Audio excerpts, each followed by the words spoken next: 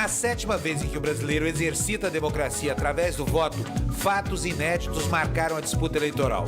A guerra estabelecida pela estratégia de vitória a qualquer custo dos candidatos extrapolou o palanque eletrônico. Disseminados pelas parabólicas, pelas ondas do rádio, pelas fibras da internet, os estilhaços da batalha atingiram em cheio a alma do eleitor. Parecido com o ambiente das torcidas rivais de futebol, nas redes sociais, provocações criativas deram lugar a ataques recheados de preconceito. A reeleição da presidente Dilma Rousseff despertou o ódio de muitos. A votação expressiva no Nordeste gerou uma série de ataques à região.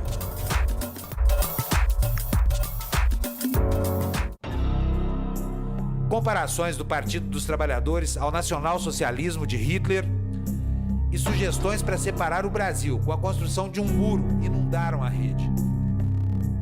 Em contrapartida, eleitores vitoriosos comemoraram, mas também foram além. Eles desejaram até a morte da família Neves e promoveram uma campanha xenofóbica contra os paulistas.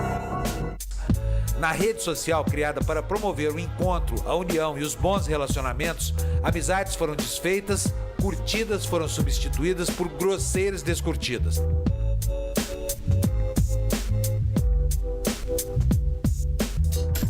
Para o filósofo suíço Jean-Jacques Rousseau, quem se julga o senhor dos outros não deixa de ser tão escravo quanto eles. Será que essa não foi apenas a faísca necessária para acender algo velado que permanecia latente na alma dos brasileiros há décadas? Afinal, o brasileiro já aprendeu a viver e conviver em um Estado democrático?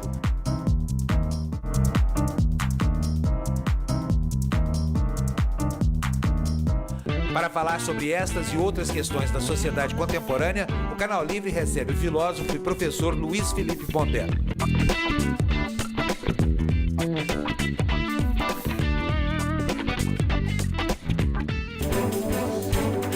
Boa noite para você e para entrevistar o filósofo Luiz Felipe Pondé sobre comportamento durante o período eleitoral. Estão comigo aqui na bancada os jornalistas Boris Casoy, Rafael Colombo e Fernando Mitre. Pondé, boa noite, bem-vindo aqui. Boa noite. Bom, tem muita gente que coloca essa divisão, essa fragmentação da sociedade como uma decorrência natural do processo de globalização. Mas no Brasil apareceu agora. Eu queria saber de você o seguinte, qual é a responsabilidade dos líderes por esse processo? Porque os líderes abusaram das imagens também, né? Você fala líderes políticos e não só políticos. Exato. Dos líderes políticos, dos protagonistas. Olha, assim. eu acho assim, eu vejo tudo isso que aconteceu agora. É claro que tem uma dimensão assim negativa, violenta, mas eu acho que faz um pouco parte do jogo, tá?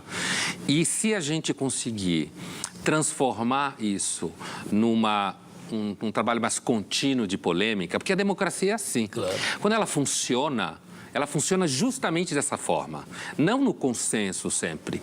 E, portanto, acho que é importante o dissenso. E tem uma outra coisa, no caso do Brasil, isso tudo que aconteceu me parece ser bastante fruto. O PT ensinou ao Brasil uma militância política que não existia há muito tempo no Brasil.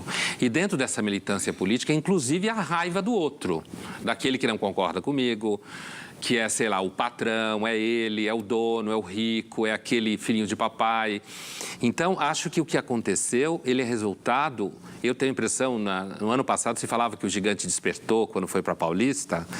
Eu vejo muito mais o que aconteceu agora como despertar do que o que aconteceu ano passado. Agora, a surpresa, Pondé, talvez tenha sido o PT despertar esse ódio... contra ele, tenha visto ser despertado esse ódio contra ele. Como é que você acha que o partido reagiu? Reagiu bem? Porque foi a primeira vez, em tese, que a gente viu essa manifestação de maneira tão clara, assim, principalmente aqui em São Paulo, né? Na urna e fora da urna, em rede social. Você acha que o partido reagiu bem? Eu acho que o PT reagiu do jeito que qualquer partido reagiria. Nesse caso, acho que não existe, assim, uma ideia de que o PT seria mais malvado do que qualquer outro partido numa disputa direta. Ao contrário, eu tenho a impressão que o PT é uma espécie, assim, de primeiro partido político verdadeiro que a gente tem nos últimos tempos. E aqui eu não estou fazendo nenhuma defesa e nenhum ataque. Verdadeiro no sentido que ele tem uma estrutura ideológica, ele tem uma militância comprometida, ele tem um projeto, mesmo eu posso concordar concordar ou não. Então, ele reagiu. Agora, me parece que, assim, ele tomou um pouco de susto no sentido de que o PT vem falando nós e eles, luta de classes, rico contra pobre, e aí apareceu a voz. Que no Brasil, essas pessoas que não concordam com o PT, inclusive jovens, que eu convivo muito com jovens, né, sou professor, um sentimento de assim, eu não gosto do PT, eu não gosto disso, mas eu tenho medo de falar porque vão achar que eu sou malvado. O PT criou muito uma imagem, não acho, eu acho que isso é muito mais antigo, mas recentemente o PT conseguiu colar uma imagem de que se você não é a favor dele, você é mau. Eu lembro bem na época dos mais médicos. Diga-me. Mas a gente viu pela primeira vez um antipetismo com grande destemor. Tem um antipetismo aí na internet. É um negócio de uma crueldade enorme até. Em alguns lugares as pessoas tinham até vergonha de assumir que iam votar no PT. Exatamente. Sim, dependendo do ambiente onde elas estavam, sim. Votar no PT era cult. Quando Lula foi eleito a primeira vez, era cult. As pessoas tinham vergonha de dizer que não iriam votar no Lula. Porque era moda. Principalmente se você era de classe média alta, paulistana. Sim, mas aí é explicável, né? Porque a gente vinha de uma ditadura de direita, o PT é um partido de trabalhadores, fizeram aquelas greves que eram greves democráticas. Sim.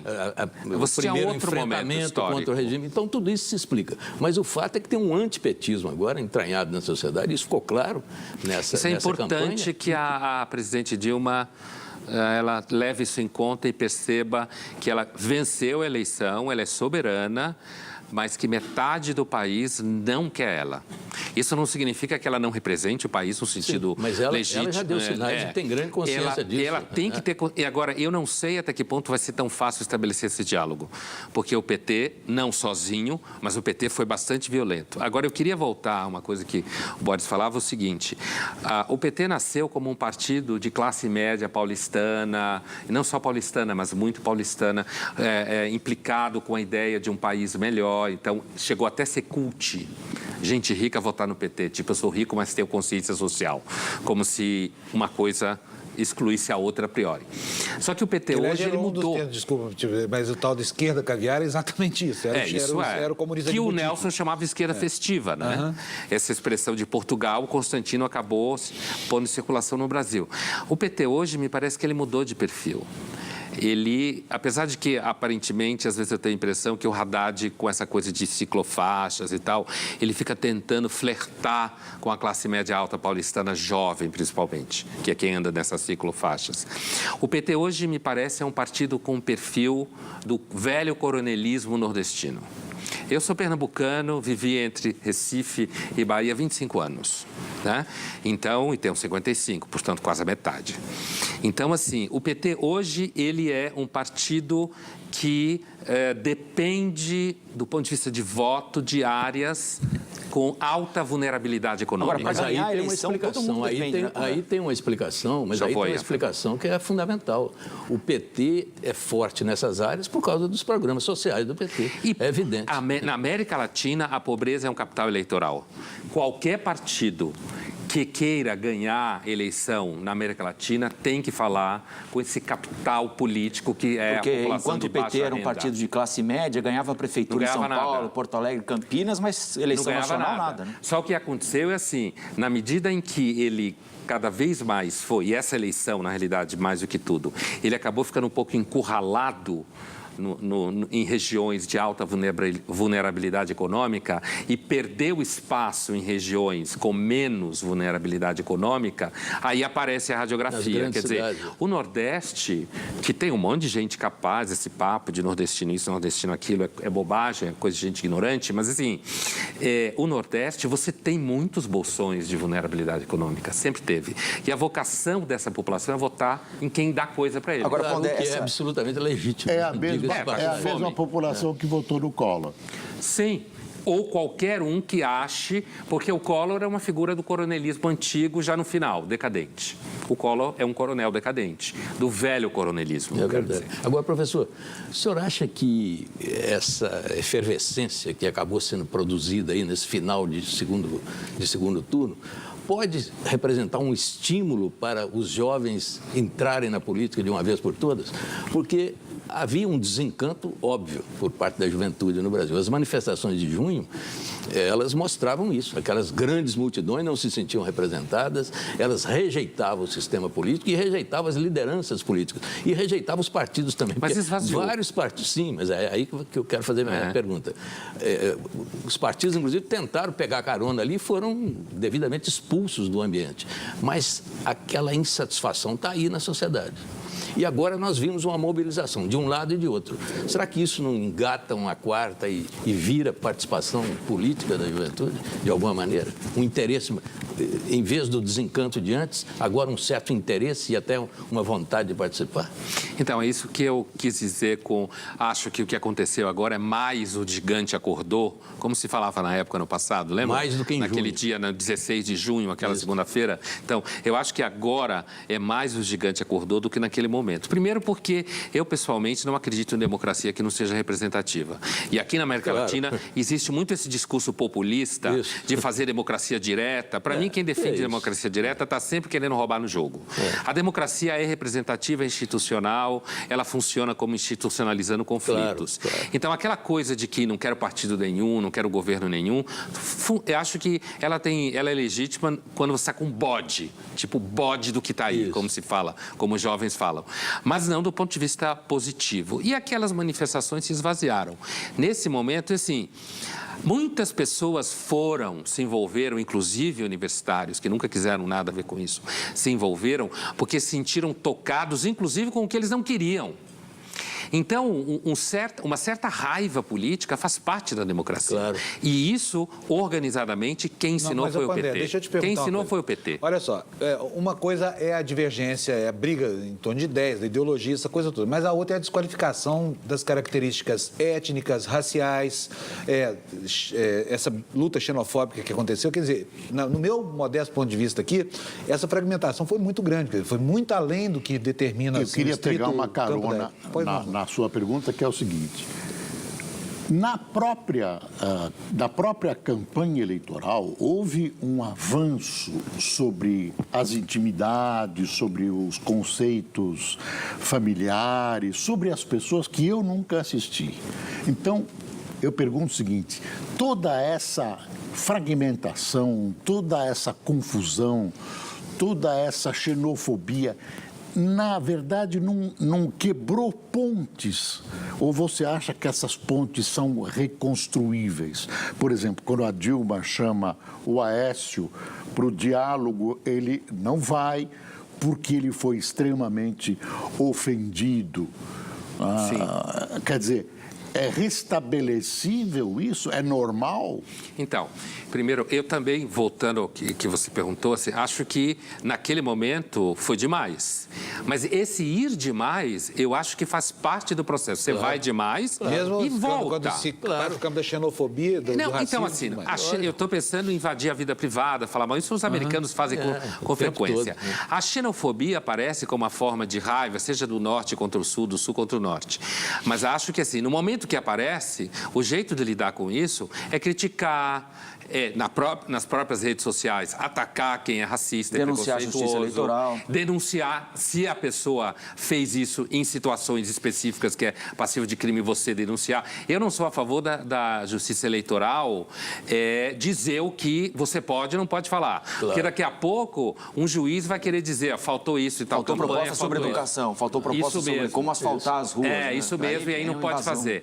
Mas eu acho que faz parte do processo esse ir e voltar. Isso que eu quero dizer. Agora, se a gente sair do campo oficial, eu também acho que é tudo do jogo.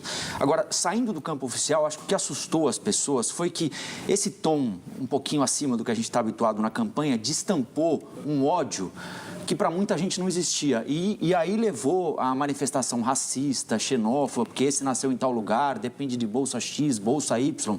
Eu acho que foi isso que assustou. Você não respondeu se tem volta, hein? Eu queria saber se tem volta. Esse ódio respondeu, de dentro das pessoas... É um momento. Mas eu vou voltar. Diga. Esse ódio está onde, Pondé? Por que ele explodiu agora? Porque me parece que ele está dentro de cada um de nós. E a gente não pode culpar o Aécio, a Dilma ou quem quer que seja, né? Quem tem bom senso não se deixa levar, não comete nenhuma manifestação racista porque o Aécio falou isso, a Dilma falou aquilo, né? Não. O Brasil sempre gostou de se ver como um país de paz. Pacífico, o Brasil é um país violento, que tem procedimentos violentos nas relações. Cheio de guerras na nossa história, derramamento de sangue. Essa história que a gente confunde a ideia da cordialidade no senso comum, que na realidade significa privatizar o público, e não que é todo mundo simpático. Então, eu acho que esse ódio, essas raivas, essas diferenças sempre estiveram aí. O debate, a posição politicamente correta não ajuda isso, porque fica querendo pôr isso embaixo do tapete. Claro. Eu sou daqueles que acho que se você fala, se você traz para a mesa, se você discute, se você identifica os problemas, é sempre mais fácil de você lidar com eles. E por aí eu volto ao que falava o Boris. Assim, acho que tem volta, porque eu acredito que a democracia é assim. Agora, a volta não pode ser uma coisa tipo poliana. Não existe ódio, não existe raiva, não existe diferença do tipo, a partir de agora nós vamos sentar na mesa e vamos fazer um projeto comum. Não, é isso, eu acho que a gente tem que levar a sério o dissenso que aconteceu, a violência que aconteceu, porque isso está escrito. Assim como tem pessoas que falam, olha, você acha que o Brasil é ótimo, que você não tem que pegar 3 ônibus, 5 trens, não está sem água, não passa fome, sei lá o que for. Da mesma forma, me parece que é assim, você acha que o Brasil é ótimo, porque agora a gente pode sentar, não aconteceu nada. Não, eu acho que aconteceu. Mas acredito que tem volta institucionalmente. Por outro lado, professor, nenhum político vai deixar de fazer um acordo com um adversário porque foi ofendido na campanha eleitoral. Em algum momento, isso, e aí que tá. É porque ele não é um bom político. E aí que tá. Se não for o senador Aloysio, que era o vice do Aécio, que já falou que não tem acordo com ele. Sim, ele falou. Agora vamos ver se não vai ter. Não, mas ele pode já estar preparando o caminho para a oposição. E esse é um bom discurso. Não por causa de uma ofensa. Agora, claro que não. Agora, se for interessante politicamente fazer o acordo, por causa de ofensa em campanha, o bom político jamais vai deixar de fazer Mas é isso que eu quero dizer. Eu acho que o dissenso e a discussão, o mais sério dela não é a ofensa. Você virar e dizer, fulano nasceu em tal lugar e, portanto, não sei o quê, é do sul, é do norte, seja lá o que for. Eu acho o mais importante é o conflito de visão de mundo mesmo. Claro. Eu acho que isso é que tem que ser interessa politicamente. Não é mais ou menos como a gente comemorar a eclosão do jihadismo, porque havia um conflito que não tinha essa cara lá no Oriente Médio, então ele vai dar visibilidade para o assunto, quer dizer, mas essas são formas de fascismos também. Sim. São todas elas. Então, o jihadismo... Nós somos fascistas, na verdade, sempre fomos e não sabíamos disso. Não acho que... A gente é um pouco fascista no sentido de acreditar que o Estado tem que fazer a sociedade feliz. Isso é fascismo. Porque comunismo e fascismo, eles são primos, né? Se você olhar historicamente. Mas, assim, o jihadismo, sabe, assim, os jovens hoje, eles são muito estimulados, inclusive, a achar que tem que mudar o mundo, seja libertar animais, até que você tem que ter catraca livre, certo? E se você observar, a gente, inclusive, discutiu outro dia na rádio, Bandeirantes, a foto, né, dos meninos que foram libertar uns chinchilas, lembra, todos, né? com o rosto coberto. Com o rosto coberto, uma máscara preta e só aparecia o olho, seguravam alicates e chinchilas na mão e tinha um símbolo FLA. Dos Beagles também, a mesma coisa. Então, mas nesse daí, a imagem jihadista estava muito clara na foto. Então, um certo espírito é muito cultivado para os jovens hoje em dia, em muitas situações, que eles devem abraçar causas e serem duros com determinadas coisas. Eu acho que a diferença do jihadismo está no seguinte, justamente na possibilidade da gente ter instituições que organizam os conflitos. Os países onde você tem jihadismo não tem democracia. São sociedades pré-modernas, extremamente teocráticas, onde você tem uma confusão muito grande entre o mundo depois da morte, o mundo aqui, projeto divino, onde você julga a partir de livros sagrados, certo? E aí o jihadismo, no sentido verdadeiro, está lá, né? No mundo muçulmano, nesse caso. Agora, e que inclusive é uma interpretação muito específica, porque você pode ser muçulmano e entender a jihad como combate interior. Não tem nada a ver com sair explodindo todo mundo. Isso é uma interpretação de um grupo específico dentro do Islã, que não é a maioria das pessoas, claro. Certo? Então, assim, agora, quando você vem para cá, não, aqui você tem, espero que sim, instituições que acolham esse conflito. Agora, o que existe muito é essas instituições no âmbito da educação e no âmbito da cultura, elas não têm acolhido nos últimos anos visões que sejam contrárias a visões petistas. Professor. E isso é um problema no mundo acadêmico e no mundo cultural. Mas, professor, falando da questão política especificamente, o senhor acha que dessa divisão do país, porque eu vejo essa divisão como um fenômeno democrático, a divisão eleitoral do país e essa coisa de que o país agora está dividido em duas metades diferentes e tal, até aí, para mim, isso não tem grande significado, a não ser o significado político eleitoral. O país se dividiu e ótimo. Imagina se 95% tivesse votado num candidato só. Seria muito pior. Sempre esteve, né, Mitre? Sempre esteve. Agora aflorou. Sim, mas tudo bem. Mas são divisões que se expressam numa eleição e isso em si é positivo. Não há como dizer que não seja. Tá certo. Agora, o senhor acha que daí pode sair um momento político de oposição, claro, oposição à situação? O governo petista está vivendo uma vida maravilhosa nesses últimos 3 mandatos, porque a oposição é muito fraca. É uma oposição sem nenhum vigor, sem nenhuma unidade. Agora, com essa base de 48% de votos contra o governo, de repente... A eleição quase deu empate. É claro. Pode nascer aí uma oposição que será uma novidade. Sim. Porque o PT fez uma grande oposição, mas o governo petista nunca enfrentou a oposição. De repente, pode enfrentar agora. E isso poderia ser um salto de qualidade na nossa política. Eu espero, é exatamente isso que eu espero desse processo. Quer dizer, que esses 48% e essas brigas todas que aconteceram, que isso se materialize numa atitude, inclusive entre os mais jovens, de um pouco mais de clareza com relação ao país e ao modo de vida que eles querem. É a minha expectativa. Quem eles querem que vá fazer a gestão desse país. Mas eu repito que é uma coisa importante. Muitos desses jovens que querem se manifestar em sala de aula não podem, porque muitos professores da área de humanas, como se fala, grosso modo, reprimem, não todos, claro, mas a grande maioria reprime qualquer tipo de tentativa de aluno se distanciar de uma concepção que a gente pode chamar, grosso modo, de esquerda ou socializante. Então, eu penso que Quer dizer, tem uma pressão ideológica na sala de aula. Sim. Tem, sim. É claro que não é em toda... Desde o ensino médio. Desde o ensino médio, você tem professores que fazem verdadeira lavagem cerebral, como se diz, diminui a bibliografia, no sentido que restringe a bibliografia.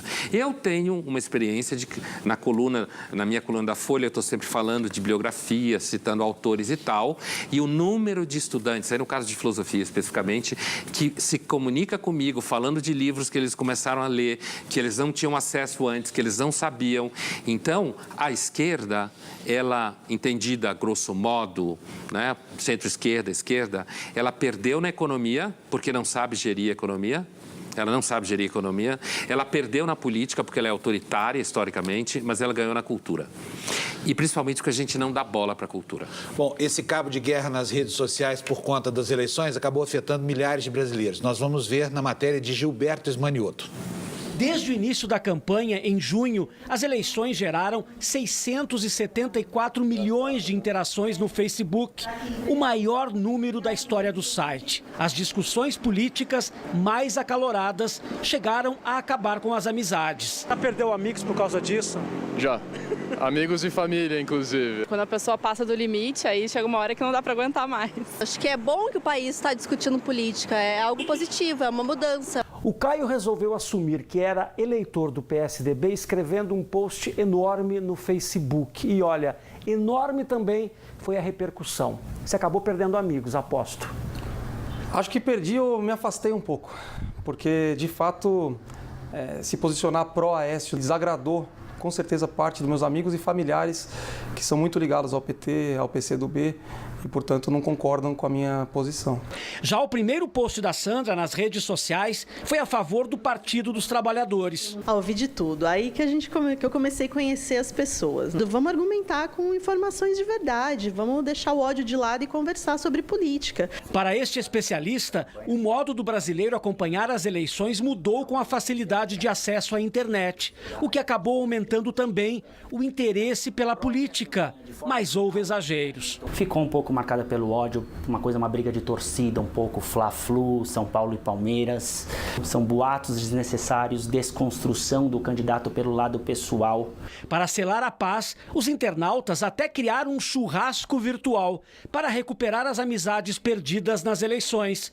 O advogado Caio e a confeiteira Sandra já confirmaram presença. E minha oferta de paz, né, para voltar a recuperar os amigos, não perder ninguém, uma sobremesa para adoçar a vida de todo mundo. Tudo que eu mais quero é a união do povo brasileiro na cidadania e no civismo, né? A menos que você viva da política, você não pode levar para o resto da vida essa divergência, é bobagem. André, mas eu tenho a impressão de que esse churrasco não vai dar certo, sinceramente, porque... Que é virtual, né? Enfim, não, que fosse real, em qualquer campo, porque, enfim, essas convicções novas, recém-adquiridas, elas estão muito próximas do campo da religião aqui no Brasil, né? Então, quer dizer, as pessoas estão discutindo sobre crenças íntimas. Mas, assim, se você observar a história da filosofia política, grosso modo, dos últimos 250 anos, a política tomou o lugar da religião em grande parte. Aliás, pensando bem, assim, eu vou fazer um comentário aqui que eu sei que o Mitre vai concordar comigo. Por exemplo, na Revolução Farroupilha, houve um ódio visceral, gerava mortes horríveis, né, na descrição do livro do Lira Neto, e o sul do país está pacificado e está integrado ao Brasil. Então, eu acho que tem dois níveis. Primeiro, existe uma expectativa no mundo moderno de que a política redima a vida. Se você olhar o cenário medieval, pelo menos europeu, a expectativa era que a graça ia redimir a vida. Era Deus e a ação da graça. A partir da Revolução Francesa, grosso modo, principalmente de filósofos como Rousseau, Diderot, você não admira muito. Né? O Rousseau não admiro muito. Mas, assim, a partir daquele momento, a gente começa a migrar para uma posição em que a expectativa é que a política redima a vida, no sentido de que ela organize o mundo e faça o mundo melhor. Agora, a política, sempre que importa, encosta em riscos de violência. Porque mesmo os entrevistados, vamos fazer as pazes, mas essas pazes, elas vão até o momento que eles se sintam de novo afetados por política. Ou seja, se ganhar X, eu perco tal coisa. Se ganhar Y, eu ganho tal coisa. E eu quero também tocar numa coisa da matéria, que é a dificuldade da objetividade da informação. A democracia não é um regime que tem uma relação com a verdade muito simples. Nunca teve. Platão já tinha dito isso. E olha que a democracia ateniense era uma reunião de condomínio, certo? Eram 500, sei lá, eram homens aristocratas reunidos lá numa democracia direta. A democracia nunca teve uma reação simples com a verdade. Por quê? Porque ela é retórica, argumentativa, hoje a gente diria marqueteira. Quer dizer, a política e a verdade nunca se deram muito bem. Ou melhor, a política e a mentira sempre se deram bem. Porque, ainda mais na democracia, quando você tem que convencer, você tem que fazer com que... Era a crítica que o Platão fazia aos sofistas, né? Você tem que... O importante não é tanto, afinal de contas, a verdade, porque os grandes defensores da democracia grega, que eram sofistas, nem acreditavam na verdade. Diziam que a verdade depende do ponto de vista, é relativa, tudo mais. Mas então, no caso da política, o importante é o fim, não é o meio. É isso que você quer dizer? Isso já é Maquiavel, mas você tem que chegar lá, você tem que conseguir estabelecer o poder. Agora, no caso da matéria em que uma das entrevistadas falava, não, a gente tem que discutir em cima de informações. A luta para conseguir a informação é a luta de todo mundo que está nessa mesa aqui, por exemplo, que trabalha com isso. Mas a gente sabe que na hora do debate, a informação que eu considero informação é normalmente aquela informação que vai ao encontro do que eu acho que é verdade e certo. E o que o outro fala que é informação, na realidade, é manipulação. Tá. Mas a política, o político, a conquista do poder, né, que é a ação política, o senhor aceita, professor, uma ética para os políticos, uma ética dos políticos um pouco diferente da ética do pai de família, da ética do vizinho, no sentido da esposa, do seu código de conduta? Olha, eu acho que um dos maiores filósofos da política continua sendo Maquiavel.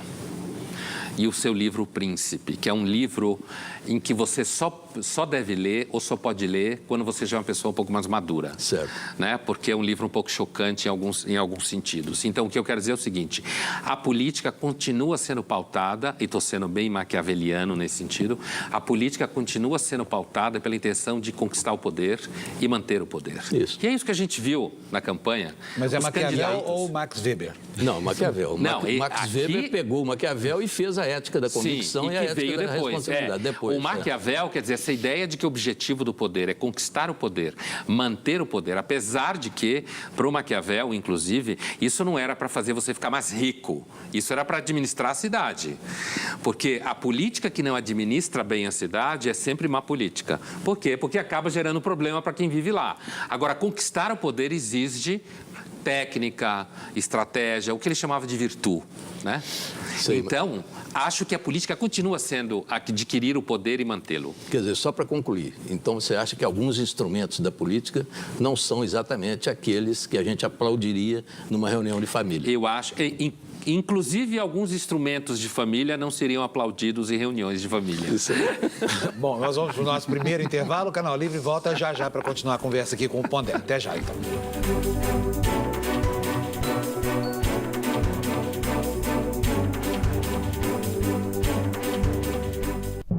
Canal Livre.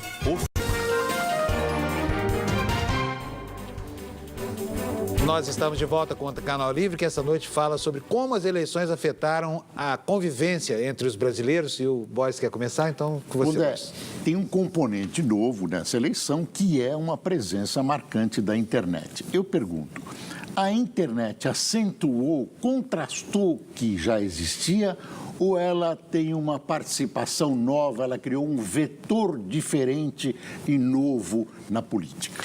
Eu acho que ela é, no primeiro momento, espelho do que já existia, mas ela aumentou o contraste. Isso porque a internet, as redes sociais, elas aumentam o contraste em tudo, não só em política. Porque você tem lá uma pessoa que, ser humano comum, que está lá no seu dia a dia, trabalhando, chega em casa ou no trabalho mesmo, está falando com as pessoas pelas redes sociais.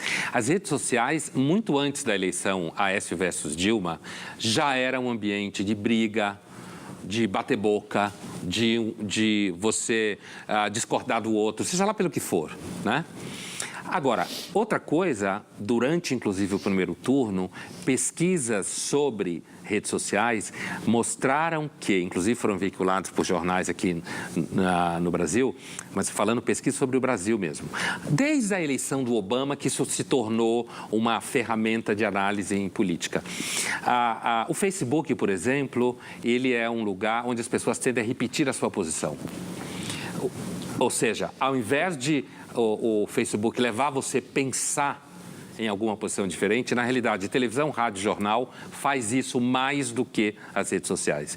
As redes sociais, normalmente, elas são mais aquele lugar onde você, de dentro da sua casa ou do seu trabalho, repete sua visão de mundo. Até porque também o conteúdo compartilhado ali, muitas vezes, não tem nenhuma conexão com a realidade, né? Exatamente. Basicamente, isso. O que se espalha em rede social, principalmente no Facebook, é fantasia, é mentira. Pior do que qualquer falta de objetividade da mídia clássica. O que reforça o papel do bom jornalismo, né? Porque fonte confiável continua saindo de onde sempre saiu. Fundamental. A credibilidade continua sendo do bom jornalismo. De qualquer jeito, a internet acaba sendo uma motivação para que as grandes populações comecem a participar de política de alguma maneira. Por isso que ela participa bem ou mal, não interessa. Ela espelha o que já existe. Ela convida a lide. E traz você para dentro.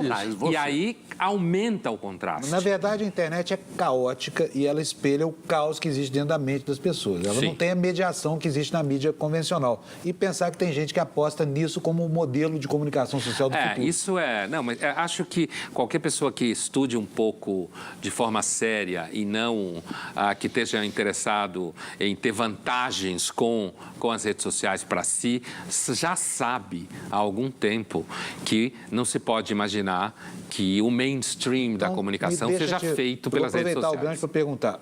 Existe mesmo um exército de mercenários na internet que é justamente pago e arregimentado para propalar esse lixo, o lixo da xenofobia, do racismo, de tudo isso que a gente viu aí. Material explosivo que vai como um rastilho de pólvora. Eu queria saber a sua opinião. É assim, É muito mais difícil, isso eu ouvi uma vez de um grande jornalista num debate, alguns anos atrás, talvez coisa de 10 anos atrás, quando isso estava começando, né, esse aquecimento das redes sociais, em que ele dizia assim, olha, é muito mais difícil você conseguir pegar um jornalista com visibilidade pública que trabalha num grande veículo, seja impresso, seja audiovisual, certo? É muito mais difícil você pegar um jornalista desse e fazer com que ele reproduza um monte de bobagem do que você pegar uma pessoa que tem, sei lá, um número X de seguidores e você convence muito mais. Ele é muito mais barato, é muito mais fácil você pegar um cara que simplesmente tem seguidores na internet para falar absurdos do que pegar uma pessoa que está identificado como instituição, com um veículo de mídia reconhecido, com credibilidade. Porque se ele fizer besteira, o editor dele, ou seja lá quem for, a editora, vai virar, vai puxar e vai dizer, você ficou louco? O que você está fazendo? Como que você começou? Qual é a tua fonte? De onde você falou esse absurdo? Certo? Que é justamente a ideia do bom jornalismo, né? Enquanto que essas pessoas que atuam, é claro que não é todo mundo, mas essas pessoas às quais você se refere, muito facilmente. Você consegue pegar uma pessoa, às vezes, que não tem nenhuma visibilidade, não tem nenhuma importância, está lá dentro daquele ódio do anonimato dele, e você solta ele feito um louco, falando absurdos. E ele começa a se realizar nisso. Sim, porque ele começa a achar que ele é importante. Bom, na internet se espalhou, como já aconteceu em outras eleições, muitos casos de corrupção. Houve um determinado momento dessa eleição aqui que se discutia se era mais grave o aeroporto na fazenda do tio, o caso da Petrobras. Corrupção define voto de alguém, seja do mais pobre, do mais rico, da classe média, da classe alta? Esse é um tema relevante na hora de discutir ou de decidir em quem vai se votar? Então, Rafael, eu começo a suspeitar que não, né? A corrupção, e aí é interessante porque não é... Porque, assim, normalmente, o que as pessoas menos vulneráveis economicamente, com maior repertório, vão dizer assim, não, os mais pobres não levam em conta a corrupção porque precisam de comida. Eu não voto em ladrão. Essas coisas. Mas eu acho que mesmo entre as pessoas menos vulneráveis economicamente e com maior repertório, também não vão dar bola para a corrupção. Eu acho que você pode encontrar um professor, um jornalista, que inclusive trabalha com esse assunto, mas na hora que ele vai votar, ele vai encontrar um caminho lógico no cérebro dele em que ele vai dizer, não, ou ele pode ir de um argumento tosco do tipo, há corrupção em todo lugar, ou ele pode ir para um argumento mais sofisticado do tipo, o veículo X na realidade está vendido, ou na realidade não tem fontes, ou o jornalista do veículo X usou o condicional na frase. Teria dito, teria falado, teria, certo? Então você vai encontrar, mas eu não acho, só para terminar essa questão, eu acho essa questão bem importante, assim, eu não acho que a gente vota a partir de elementos evidentemente racionais. Mas a contestação da denúncia de corrupção foi um dos lugares comuns dessa campanha. Portanto, setores da população se organizavam para denunciar a denúncia. Para dizer que não era verdade. O que está falando, então, é que essa é uma discussão vazia. Que, então, na prática do voto, ela não tem relevância. Então, eu acho, e eu venho dizendo isso já há algumas semanas, né? Eu acho que em algum momento a gente vai ter que se deter e fazer uma pesquisa de fato para ver se tem algum tipo de impacto entre eleitos vitoriosos e escândalos de corrupção. Mas eu não acho que é um problema só do Brasil também. Há escândalos. Quando você mostra com escândalo, digamos, como o da Petrobras, de cujas verbas desperdiçadas podiam ser construídas centenas de escolas ou milhares de leitos, isso sensibiliza as pessoas. Mas não é corrupção pela corrupção, não é uma questão moral, é uma questão prática. E depois, é com o nosso dinheiro. Quer dizer, eu sou extorquido pelo imposto de renda e os caras malversam o meu dinheiro. Então, eu acho que mobiliza algumas pessoas e se a corrupção tiver estourado num lado em que é imposto a sua visão de mundo. Então, o que eu estou dizendo assim, eu não acho que não tem algum impacto. Quer dizer, você já votaria contra, já votaria contra de qualquer jeito. Alguma coisa nessa linha, alguma coisa nessa linha. Quer dizer, a corrupção, ela é uma das ferramentas dentro do pacote de variáveis que eu lido na hora que eu faço a escolha do voto, certo? Mas não acho que seja... É claro que você tem graus e graus de corrupção. Certo. No caso ao qual você se refere, Boris, da Petrobras, então você ainda está lá num momento em que, apesar de que a delação premiada é, então, dependente de provas e não sei o quê, a gente não chegou a julgado. Claro. E como não chegou a julgado, você está lá... Mas no eu só vou momento te lembrar em que uma coisa, acusação. Pondé, a gente nunca na história do Brasil chegou ao julgamento, salvo no caso do mensalão. Não se sabe Nós não temos sabe quanto. Esse E ativo. mesmo o mensalão, não acho que o mensalão necessariamente foi um fato que derrubou tantos votos de tantas pessoas assim. Não se comprovou Talvez isso, o Petrolão venha fazer se revelar verdadeiro, julgado, identificados, condenados. Faltam os e presos. desdobramentos. Mas, professor, e a questão ideológica na política no Brasil? É a ideologia mesmo, a organização ideológica de partidos. Isso, o senhor acha que está superado? Isso ainda pode voltar? Ou isso está aí de alguma maneira? Eu não acho que está superado plenamente, mas acho que as questões ideológicas, elas foram um pouco superadas, mas existem, eu já vou voltar a elas, foram um pouco superadas pelo fato de que a economia se impôs, né? No sentido de que a economia é ciência triste, é a ciência que fala da escassez dos recursos da vida. Todo mundo que um dia teve que fazer conta no final do mês sabe o que é economia, certo? Economia é isso. Tanto que a expressão significa exatamente isso, né? Organizar a casa, pôr em ordem a casa. No Brasil, especificamente, Mitri, eu penso o seguinte, a ditadura, entre várias coisas ruins que ela deixou como herança, uma das que ela deixou foi que nós só temos partidos minimamente ideologicamente organizados de esquerda. Só. A palavra direita está... A palavra direita no Brasil é uma palavra que você usa quando você quer ofender uma pessoa. Aliás, eu quero aproveitar o seu gancho, vou chamar o comercial para a gente falar mais sobre isso no próximo bloco, ok? Então a gente vai para o último intervalo, voltamos já para continuar a conversa com o Pondé. Até já.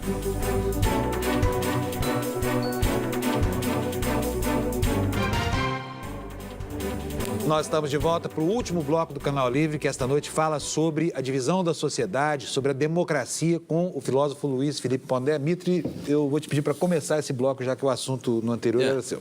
Eu queria levantar a questão ideológica, a questão da questão ideológica na política brasileira, né? Nós temos 28 partidos políticos, eu lembro isso. Né? Bastante, né? 28 partidos políticos que têm representação no Congresso. Olha só que loucura isso. Né? Eu queria saber qual é o peso da questão ideológica. Por exemplo, o PSDB é um partido social-democrata. Isso tem algum sentido? Acho que hoje o PSDB é um partido centro-direita que foi encostando para essa posição. A revista The Economist chamou o PT de partido de centro-esquerda e o PSDB de partido de centro-direita. Mas se você falar isso para um tucano, ele certamente ou provavelmente vai se sentir ofendido. Ele vai se ofender. Por quê? Por quê? Porque isso que a gente falava antes do comercial. Quer dizer, quando você...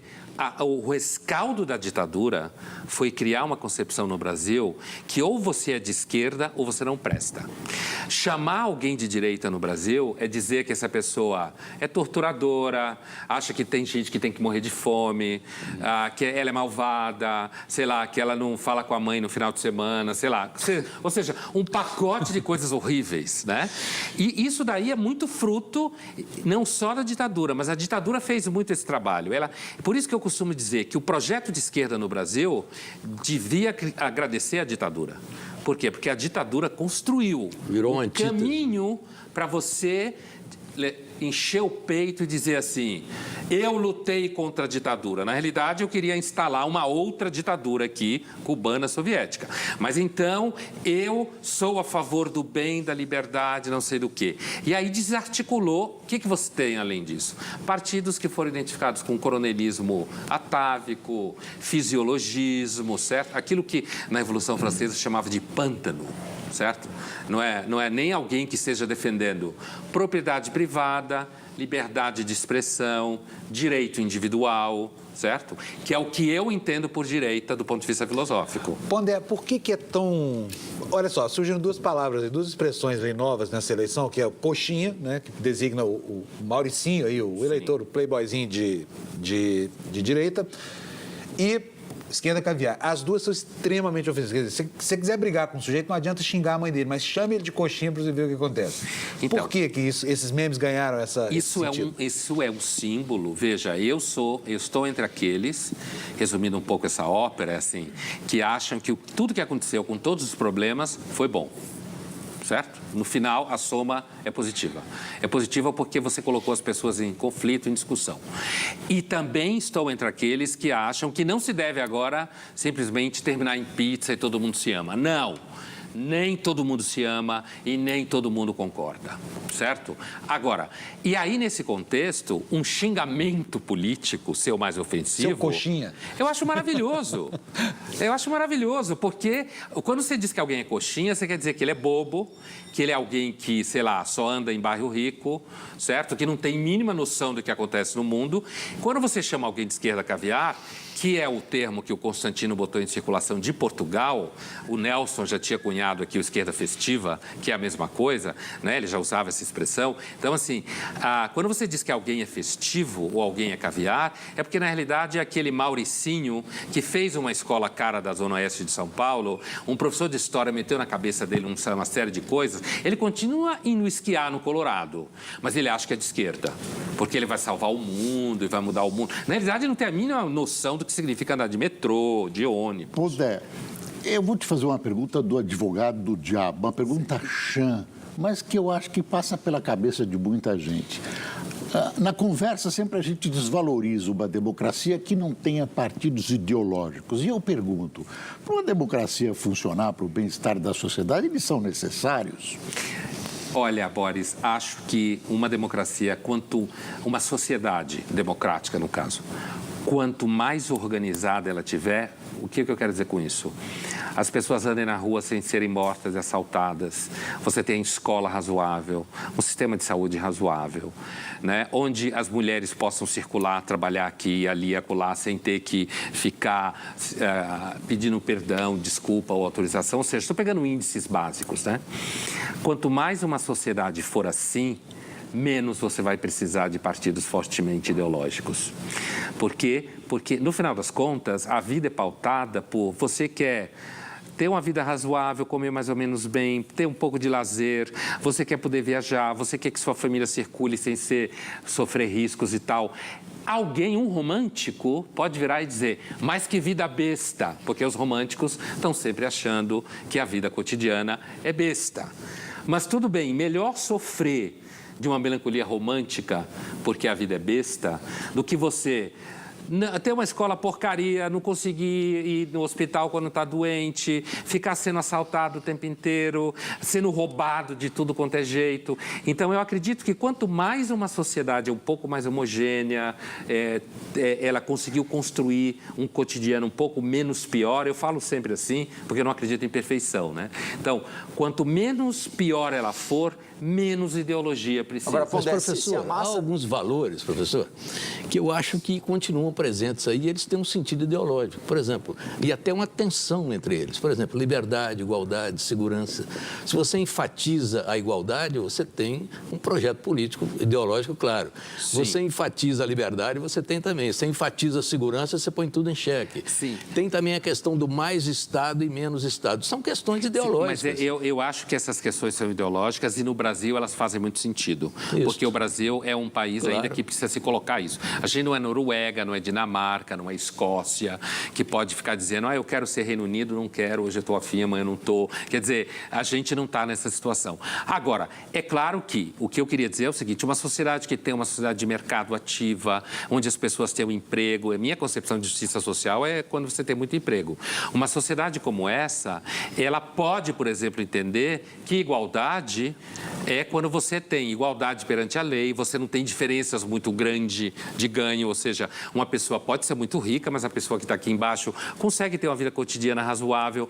Agora, é claro que a liberdade não pode ser cerceada em nome de uma igualdade que destrói a liberdade de expressão. Você falou ideologicamente. Agora, não, mas a gente precisa disso. Pondé, se a massa, a maioria está preocupada com as condições de vida, o transporte, a segurança, e os partidos cada vez menos ideológicos, mais parecidos, quem é que está fazendo esse debate? A gente está amplificando esse debate, parecendo que ele é maior do que é, na realidade? Você fala o debate sobre o debate sobre ideológico? Sobre ideologia, sobre Estado. Então, aí que tá. Eu acho que essa eleição, um dos ganhos dela poderá ser trazer um debate ideológico de volta para o Brasil.